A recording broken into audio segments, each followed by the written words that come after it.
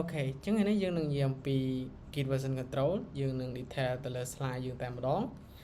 ចឹងយើងចាប់ផ្ដើមដំបូងគឺយើងត្រូវស្វែងយល់ថាអីទៅគឺជា Git សិនចឹង Git គឺជា version control system ដែលយើងហៅកាត់ថា VCS ដែលជួយឲ្យ developer យើងងាយស្រួលនៅក្នុងការ track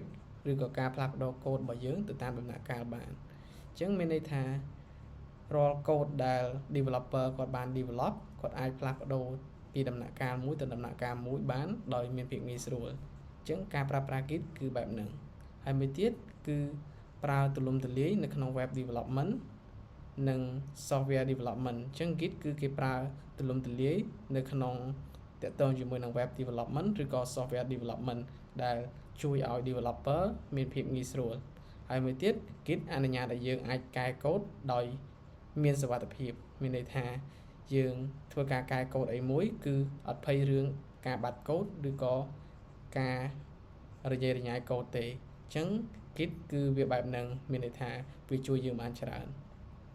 អូខេអញ្ចឹងយើងនឹងនិយាយអំពី Git repository អញ្ចឹង Git repository ហ្នឹងគឺជាកន្លែងមួយសម្រាប់ធ្វើការ store នៅកូដរបស់យើងអញ្ចឹងគ្នាយើងប្រហែលជាឆ្ងល់ហើយថា GitHub និង GitLab វាមានលក្ខណៈខុសគ្នាបែបម៉េចអញ្ចឹង GitHub និង GitLab វាអត់ដូចគ្នាទេប៉ុន្តែគោលបំណងរបស់វាគឺដូចគ្នា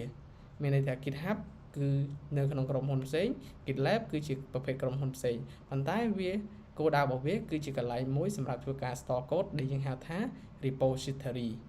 អញ្ចឹង GitHub និង GitLab ហ្នឹងគឺវាមានមុខងារដូចគ្នាប៉ុន្តែវាមិនមែនជាក្រុមហ៊ុនតែមួយទេអញ្ចឹងនៅពេលដែលយើងមិនប្រើប្រាស់ Git យើងជួបបញ្ហាគេខ្លះអញ្ចឹងបើសិនជាយើងអត់ប្រើប្រាស់ Git ជាទូទៅយើងនឹងជួបបញ្ហាមួយចំនួនដូចជាកែកូដខុសហើយយើងមិនអាចត្រឡប់ទៅកូដចាស់វិញបានហើយមួយទៀតគឺ copy file ច្រើន version អញ្ចឹងនៅពេលដែលយើងធ្វើច្រើន version គឺយើងត្រូវទៅ copy ម្ដងមួយគឺវាមានលក្ខណៈពិបាក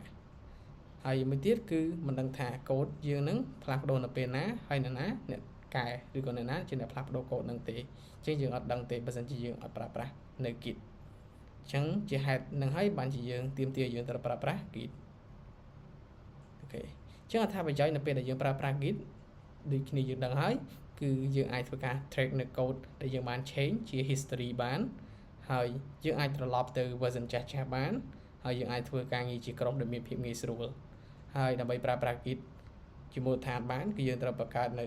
GitHub ឬក៏ GitLab ដែលខ្ញុំបានបង្ហាញនៅក្នុងវីដេអូពីមុខមកហ្នឹង